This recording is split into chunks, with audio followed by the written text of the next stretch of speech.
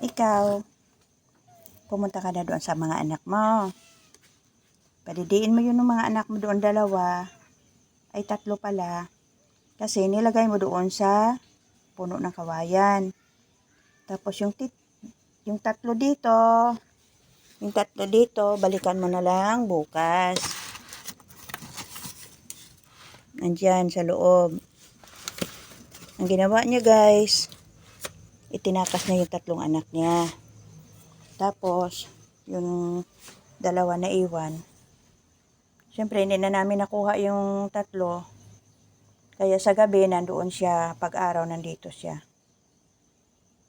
Hindi na niya binalik yung anak niya dito. Kaya, kawawa naman kasi masyadong maliit. Oh. Kaya ngayong gabi, uwi ka doon sa anak mo. 3. Padidi mo doon kasi kawawa naman sila. Tapos bukas, umaga, balik ikaw dito. Ha?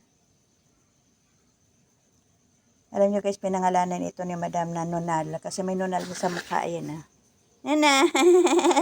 Yan, may Nonal sa mukha.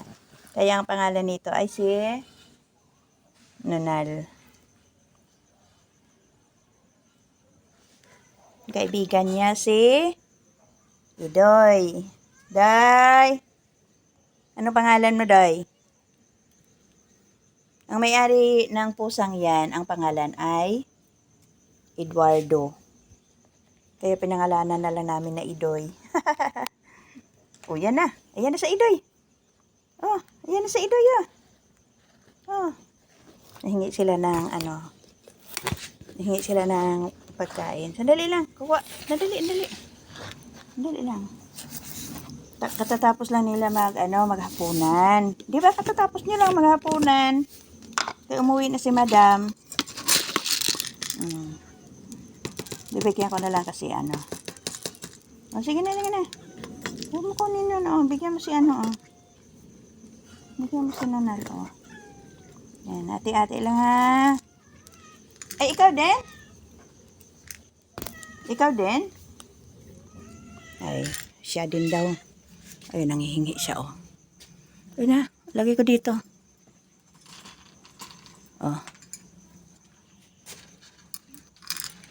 Yan, kain ka lang dyan. Pagkatapos, matulog na tayo guys ha. Ha guys. Guys, matulog na tayo guys ha. Kaya gabi na. Kumain na sila kanina. Ayan yung plato nila. Maganda yung plato nila binili ko. Ayan. Marami yan. O, ikaw, uwi ka na doon sa anak mo. Puntahan mo doon. Balik ka na lang bukas, ha? Mag-ingat ka na lang sa paglalakad.